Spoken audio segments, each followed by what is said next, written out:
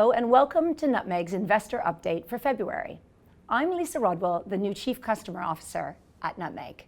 It's a brand new role where we've brought together the customer service, the financial advice, and the marketing teams to focus the business around you, the customer. And to that end, if you have any suggestions or any comments on the Nutmeg experience, please email us at support@nutmeg.com.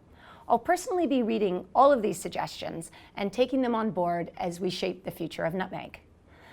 Let's get down to business. I'm here today with Shaun Port. Hi, Shaun. Hi, Lisa. I found your last update really interesting. It was a big sell-off in the markets and quite shocking. So how have things changed in January and into the new year? Well, thankfully, things have improved quite a lot. So if you remember back in January, I was talking about the fact that the markets were really pricing in an imminent recession in the US economy in 2019. And really that big fall in equity markets that we saw in December only really made sense if the global economy was in a really bad situation. And actually, we really didn't believe it was or is in a bad situation. And so far, in January, all the results were showing us that actually the global economy was doing okay. So yes, Japan, China, Europe are slowing, but haven't got materially worse. But the US economy looked a bit better, a bit stronger. And actually company results we've seen through the earnings season so far have actually been really quite positive. Generally, most companies are beating the earnings estimates. So the fundamental picture has actually got a bit better than we saw in December. So there's been a lot of relief that things haven't got worse, and by no means the kind of levels of deterioration that equity markets were suggesting.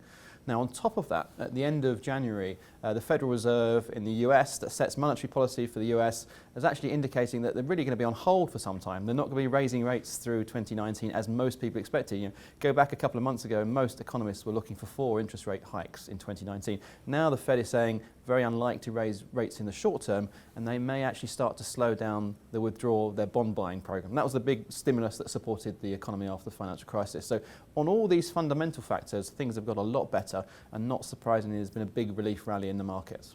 So how big was the rally in January?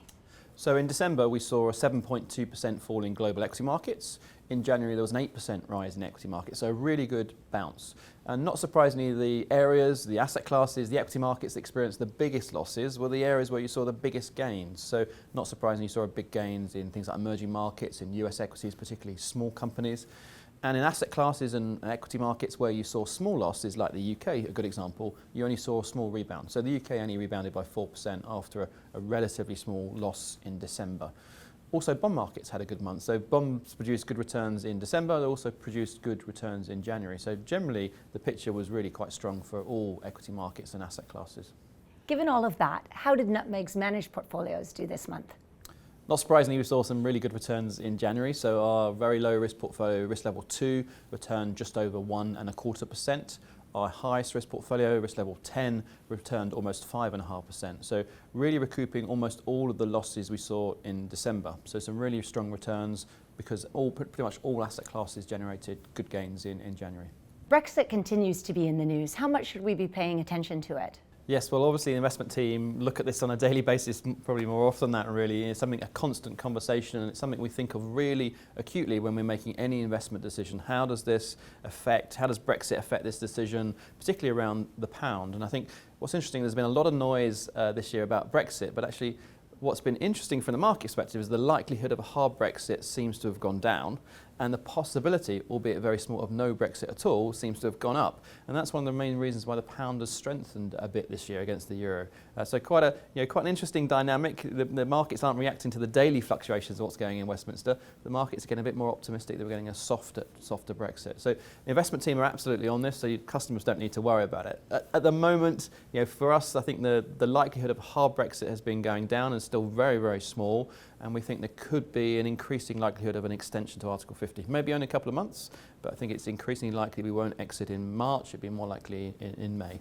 Thanks, Shaun. This customer's question comes from Kem on Twitter. Would you advise having multiple direct debits into the same pot to iron out changes within a month rather than lumpy deposits? He also has a second one. Are 3 pots with risk levels 1, 5, and 10 more likely to iron out downside while giving upside rather than having 1 pot at 5? So there's 2 questions. Okay, so 2 questions. The first one, I think making multiple payments during the month is somewhat unnecessary. I think if the question is, should you wait until the end of the year to do one big deposit, or should you invest regularly on a monthly basis? I think investing on a regular basis makes much more sense. You average out through the year when you've got the ups and downs of markets, and often people wait till you have really calm markets, rising markets, before they put in the lump sum. And we know that often putting money in bad markets, like in December, you're going to get a much bigger bounce. You get a much bigger return if you do this on a regular basis. So I think the discipline of investing monthly makes a lot more sense.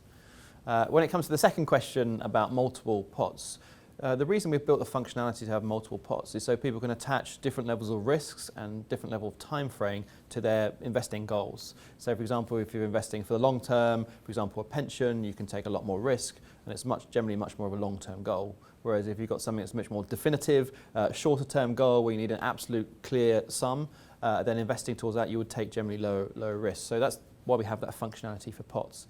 And that's why it makes sense to have different risk levels for those pots. But if you're saving for one goal and you've got multiple pots for the same goal, it doesn't really make sense. You should have really only one pot, because the investment strategy is going to be applied all through our different portfolios, just with those different levels of risk. Thanks, Shaun. Thanks, Lisa. And thank you for joining us for this month's Investor Update. And as always, if you have any questions for Shaun, please email us, contact us on social, or leave in the comments below. See you next month.